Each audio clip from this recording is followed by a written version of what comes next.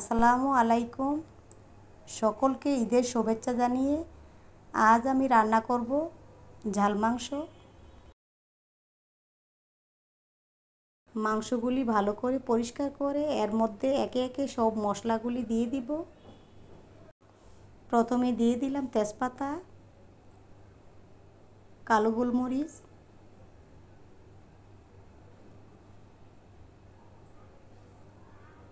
দারচিনি,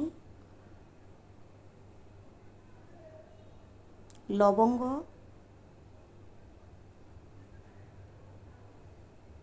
পেঁয়াজ কুচি। এখন দিয়ে দিলাম পরিমাণ মতো রসুন বাটা। এখন দিব পোস্ত আর বাদাম একসাথে বেটে রাখা,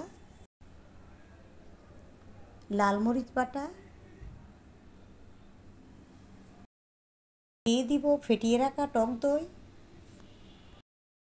তারপরে দিয়ে দিলাম এলাচ। এখন পরিমাণ মতো সামান্য একটু শাহি জিরা দিয়ে দিলাম, তারপরে দিয়ে দিলাম ধনিয়ার গুঁড়া, পরিমাণ মতো লাল মরিচের গুঁড়া,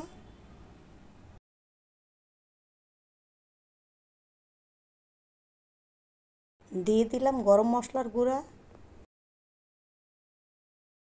তারপরে দিয়ে দিলাম হলুদ গুঁড়া। এখন দিব পরিমাণ মতো লবণ, তারপরে জিরার গুঁড়া দিয়ে দিলাম। এখন দিয়ে দিব পরিমাণ মতো তেল, দিয়ে দিলাম সাদা গোলমরিচ, তারপরে দিয়ে দিলাম আদা বাটা। সবগুলি মশলা মাংসের সাথে ম্যারিনেট করে কিছুক্ষণ রেখে দিব। ঈদের মাংস আমার হাজব্যান্ড সবসময় আমাকে ম্যারিনেট করে দেয়। কার কার হাজব্যান্ড এভাবে ম্যারিনেট করে দেয় আমাকে কমেন্টে জানাবেন। এখন মাংসের মধ্যে কিছু আস্ত রসুন দিয়ে রান্নার জন্য পাতিলে নিয়ে নিলাম।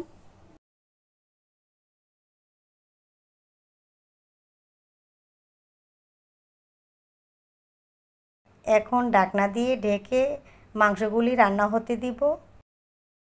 10 থেকে 15 মিনিট রান্না হওয়ার পর ঢাকনা খুলে ভালো করে মাংসগুলি নেড়ে দিব।